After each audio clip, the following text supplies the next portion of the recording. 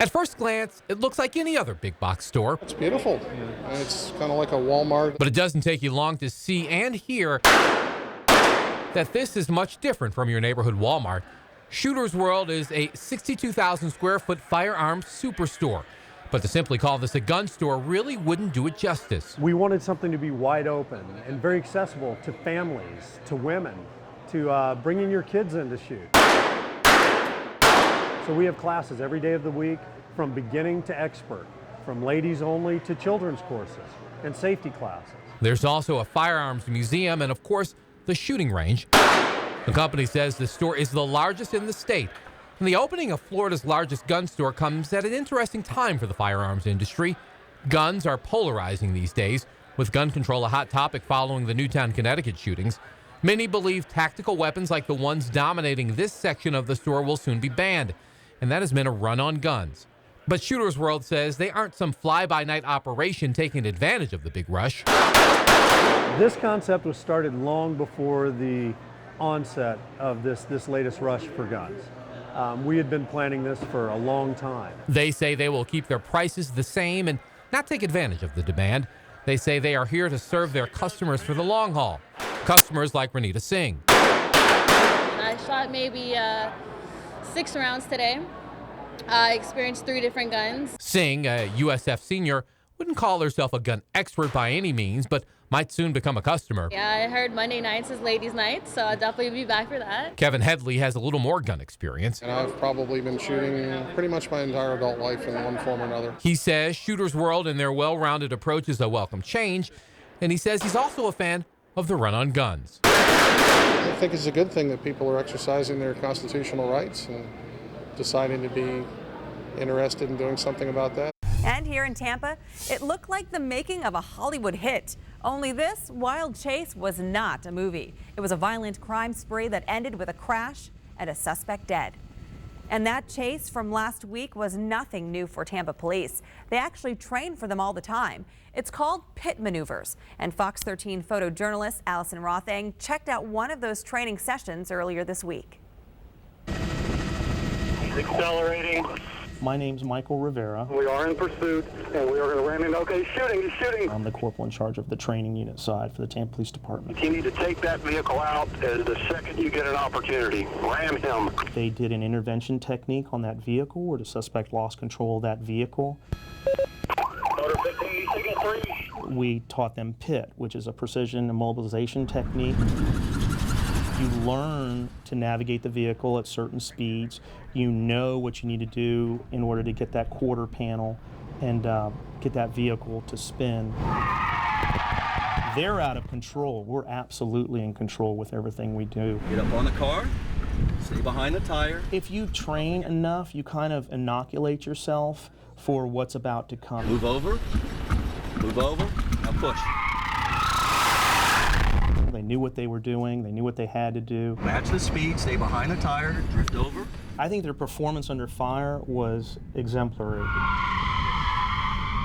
The fact that no law enforcement was injured, that's the outcome that you want. Thanks again to Fox 13's Allison Rothang for that piece. With the roar of 4,800 horsepower,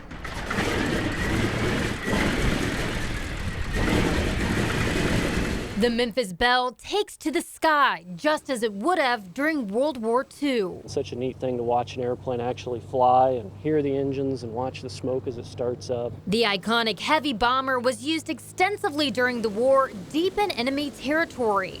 It held a crew of 10 and was often burdened with carrying up to 6,000 pounds of bombs. We lost over 23,000 airmen in the B-17 that were killed flying these airplanes in the European and Pacific theaters. This particular plane was produced in 1945, narrowly avoiding any combat.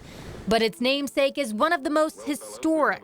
The original Memphis Belle was the first B-17 during World War II to complete 25 missions.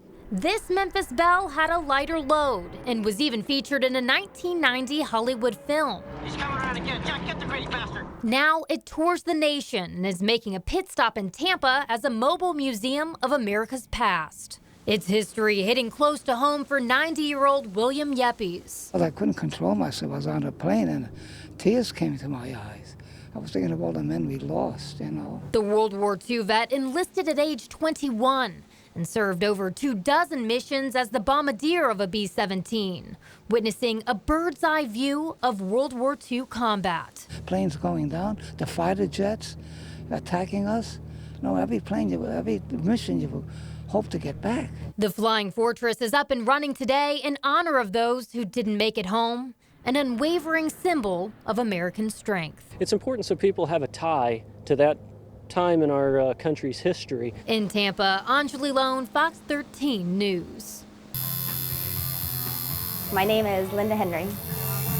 Today is Friday the 13th.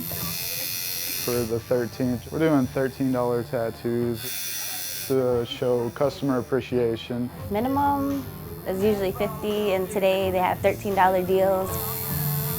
So it's a good deal. My name's Jack Cody, tattooer. Some of the designs like little skulls, little roses, butcher knives. I got a smiley face with a 13 for the eyes. Got it on my finger. It was all right. This one place hurt. It's like a scratching, irritating pain.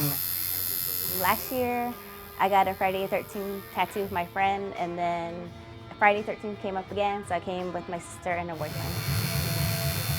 Most people think like, oh, 13 is bad luck, but I've always been lucky. I plan on coming again whenever Friday 13th pops up.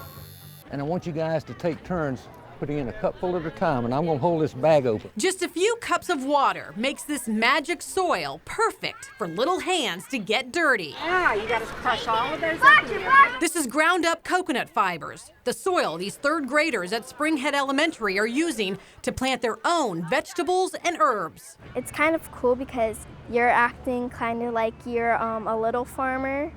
Like you're making your own food. The seed kits have cool names like Pizza Garden, Ratatouille, and Stir Fry, with the right seeds for vegetables and seasonings in each pack to make a meal. My assignment was the carrots, and they were small, but the pea seeds were huge. They were like about this big. The company Growums provides the complete gardening kit, letting the kids experience it all, from planting to harvest. They teamed up with In the Field magazine to teach the kids food doesn't come from the grocery store. This really helps put them back in touch with where their food comes from. Plus, it encourages them to try vegetables they might not otherwise. Studies have shown that if a kid will grow a vegetable, there's a 98% chance he'll eat it. They hope to change opinions, like Jack's. I don't really like vegetables. But 9-year-old Mallory loves broccoli and carrots and has her own garden at home. I think it's really good because you get to pick them, and like they say, nothing's better. The food that you grow is best. So I think that's true. The school will also receive enough seed kits to grow several hundred pounds of vegetables. They'll tend to their gardens, watching as the seeds turn to tiny plants and finally into yummy vegetables that even Jack might be willing to try. In Plant City, Tanya Arja, Fox 13 News.